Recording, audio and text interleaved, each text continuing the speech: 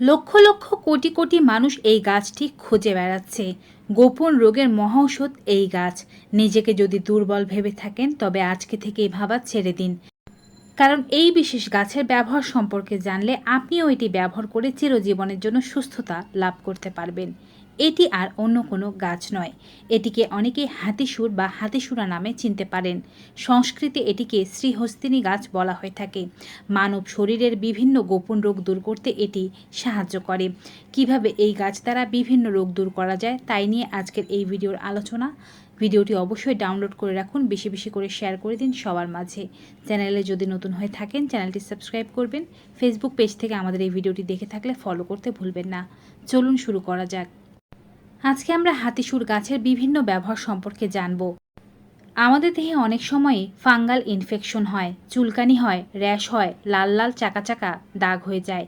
এটি নিরাময়ের জন্য হাতিসুর গাছের পাতার রস খুবই উপকারী। যেই জায়গায় আপনার এমন সমস্যা হচ্ছে সেই জায়গাটি ঠান্ডা জল দিয়ে ধৌত করে নিয়ে হাতিসুর গাছের পরিচ্ছন্ন কিছু পাতা বেটে সেই স্থানে প্রলেপ দিয়ে লাগিয়ে রাখুন। এতে করে আপনার শরীরের যত প্রকারের র্যাশ, চুলকানি, একজিমা, অ্যালার্জির সমস্যা আছে তা ভালো হবে। একই নিয়মে একই সময় টানা 7 দিন করতে ভুলবেন না। আমাদের অনেক সময় ব্যথা হতে পারে, আঘাত লাগতে পারে, ফুলে যেতে পারে। পোকামাকড় কামড় দিলেও কিন্তু এমন ফুলে যায়। যদি আপনার এমন আঘাতপ্রাপ্ত হয়ে ফুলে যাওয়ার কোনো সমস্যা থেকে থাকে, লাল হয়ে যায়, চাকা বেঁধে থাকে, তবে সেই ফোড়ার মধ্যে হাতিসুর গাছের পাতা লাগালে উপকার পাবেন। হাতিসুর গাছের পাতা বেশি পরিমাণে বেটে নিয়ে এটিকে হালকা একটু গরম করে নিতে হবে চুলায়। তারপরে ফোলার উপরে লাগিয়ে রাখতে হবে। প্রয়োজনে পাতলা একটি কাপড় দিয়ে বেঁধে রাখতে হবে এবং 1 থেকে 2 ঘন্টা পর্যন্ত রাখতে হবে। সারা রাত রাখতে পারলে আরও ভালো। এতে করে আপনার যদি আঘাত লাগে, মচকে যায়, পা ভেঙে যায়, সেই সমস্যা দূর হয়ে যাবে। অবশ্যই রোগ অনুযায়ী 3 থেকে 7 দিন করা উচিত। যদি জ্বর ও কাশি হয় তবে এই গাছের মূল আপনাকে সাহায্য করতে পারে। যাদের বারবার জ্বর হচ্ছে, কাশির সমস্যা হচ্ছে, তারা হাতিসুর গাছ উপড়ে উঠিয়ে তার নিচ থেকে মূল নিয়ে ধুয়ে ফেলুন। এখান থেকে 3 থেকে 4 টুকরো মূল নিয়ে নিন এবং জলের সাথে সেদ্ধ করে নিন। 1 কাপ জলের মধ্যে সেদ্ধ করে এই জলটিকে পান করুন। প্রত্যেক দিন একবার পান করলে ওষুধ মেডিসিন ছাড়াই আপনার জ্বর ও কাশির সমস্যা ভালো হয়ে যাবে। প্রয়োজনে এর মধ্যে অল্প পরিমাণে মধুও মিশিয়ে নিতে পারেন। কোনো বিছে কোনো বিষাক্ত পোকা মাকড় কামড় দিলে সেই জায়গায় জ্বালা বা ফোলা ভাব কমানোর জন্য এই গাছের পাতা বেটে লাগালে খুবই উপকার পাওয়া যায়। আবার কোনো জায়গা কেটে ছড়ে গেলে, ঘা হয়ে গেলে, পেকে গেলে, পুঁজ হলে যদি আপনি সেই স্থানে হাতিসুর গাছের পাতা বেটে একটু গরম করে লাগাতে পারেন তবে সেই পাকা ঘা কিংবা পচা স্থানটি আস্তে আস্তে ভালো হয়ে যাবে। যাদের সর্দির সমস্যা হচ্ছে তারা হাতিসুরের গাছের পাতা ভালোভাবে বেটে নিয়ে এখান থেকে 2 চা চামচ পরিমাণে রস বের করে নেবেন। তারপরে সকালবেলা খালি পেটে সেবন করবেন। চাইলে এর মধ্যে মধুও মিলিয়ে নিতে পারেন। এভাবে সেবন করতে পারলে আপনার সর্দির সমস্যা খুব দ্রুত ভালো হয়ে যাবে। যাদের টাইফয়েড জ্বরের সমস্যা হচ্ছে তাদের জন্য এই উদ্ভিদটি একটি কার্যকরী উদ্ভিদ। টাইফয়েড জ্বরের ক্ষেত্রে 1 মুঠো পরিমাণে হাতিসুর গাছের পাতা ও ডাল নিয়ে ভালোভাবে বেটে এর মধ্যে থেকে রস বের করে 1/2 কাপ জলের সাথে রসটি ভালোভাবে গুলিয়ে নিয়ে তারপরে সে জলটিকে পান করাতে হবে রোগীকে। এভাবে 7 দিন করলে টাইফয়েড জ্বর গোড়া থেকে ভালো হয়ে যাবে। যাদের রিউমাটয়েড বাতের সমস্যা রয়েছে তারা কিন্তু রেডির তেল বা ক্যাস্টর অয়েলের সাথে হাতিসুর গাছের পাতা বেটে ভালোভাবে মিশিয়ে নিয়ে সেই মিশ্রণটি প্রলেপ লাগিয়ে রাখতে পারেন রিউমাটয়েড বাতের জায়গায়। সেক্ষেত্রে আপনার এই সমস্যা দূর হয়ে যাবে।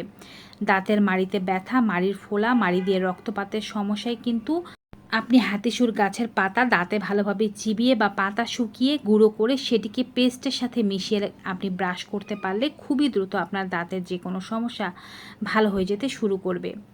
হাতিসুর গাছের উপকারিতা কিন্তু এখানেই শেষ নয়। এটি আপনার ব্রণ দূর করতে সাহায্য করে থাকে। যদি আপনার কোনো জায়গায় ব্রণ হয় বা বড় বড় ব্রণের কারণে পেকে যায়, ব্যথা করে, তবে স্নানের আগে আপনি ডালের সাথে হাতিসুর গাছের পাতা, অর্থাৎ যে কোনো প্রকারের ডাল, মসুর ডাল হতে পারে, মুগ ডাল হতে পারে, তার সাথে এই গাছের পাতা বেটে নিয়ে স্কিনের ওপরে লাগিয়ে রেখে 1 ঘন্টা বা আধা ঘন্টার মতো রেখে ধুয়ে ফেললে ব্রণের সমস্যা কিন্তু খুবই দ্রুত ভালো হয়ে যেতে শুরু করে। যাদের সমস্যা রয়েছে মুখের দুর্গন্ধের তারা কিন্তু হাতিসুর গাছের মূল চিবোলে মুখের দুর্গন্ধের সমস্যা খুবই দ্রুত ভালো হয়ে যায়। হাতিসুর গাছের এত সব উপকারিতা আছে, তবে এর বিশেষ উপকারিতা রয়েছে নারী ও পুরুষের যৌবন ধরে রাখতে, যৌন সমস্যা দূর করতে। যারা নিজেদেরকে দুর্বল নারী পুরুষ ভাবেন তারা অবশ্যই এই জিনিসটি ব্যবহার করে দেখুন। আপনি এটি ব্যবহার করার 21 দিনের মধ্যে ফলাফল পাবেন, আর টানা 2 মাস ব্যবহার করতে পারলে যে কোনো প্রকারের যৌন দুর্বলতা ভালো হয়ে যাবে।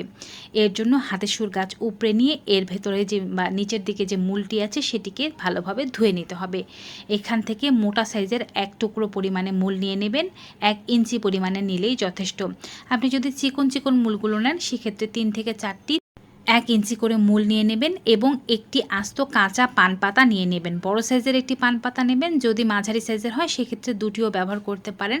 হাতিসুর গাছের এই মূলের সাথে পান পাতা নিয়ে এর মধ্যে 1 চিমটি পরিমাণে কালো জিরা অথবা 1 চা চামচ পরিমাণে মধু, যেটি আপনার কাছে অ্যাভেলেবেল, যেটি সুবিধা সেটি ব্যবহার করতে পারেন বা দুটোই একসাথে ব্যবহার করতে পারেন।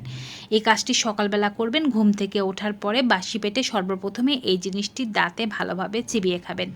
তবে সকালবেলা করতে মনে না থাকলে রাতে ঘুমাতে যাওয়ার আগেও এই কাজটি করতে পারেন, তবে যে সময় করবেন নির্দিষ্ট সময়ে এই কাজটি করে যেতে হবে। এটি যখন খাবেন তখন খালি পেট থাকা ভালো, অর্থাৎ কোনো খাবার খাওয়ার ঘন্টা খানেক পর এটি খেতে পারেন, তবে খাবার খাওয়ার ঘন্টা খানেকের মধ্যে এটি খাবেন না, এবং এই রেমেডি সেবনের আধা থেকে 1 ঘন্টার মধ্যে অবশ্যই কোনো কিছু খাওয়া যাবে না, এটি শরীরে কাজ করতে দিতে হবে। এভাবে 21 দিনের মধ্যে আপনি আপনার যৌন সমস্যায় ভালো রকমের পরিবর্তন দেখতে পাবেন। কারো কারো রোগ গোড়া থেকে নির্মূল হয়ে যেতে পারে, তবে টানা 2 মাস করলে রোগ অবশ্যই গোড়া থেকে নির্মূল হবে। তো ভিউয়ার্স, হাতিসুর গাছের এমন উপকারিতা সম্পর্কিত আজকের এই ভিডিওটি কেমন লাগলো কমেন্ট বক্সে জানাতে ভুলবেন না।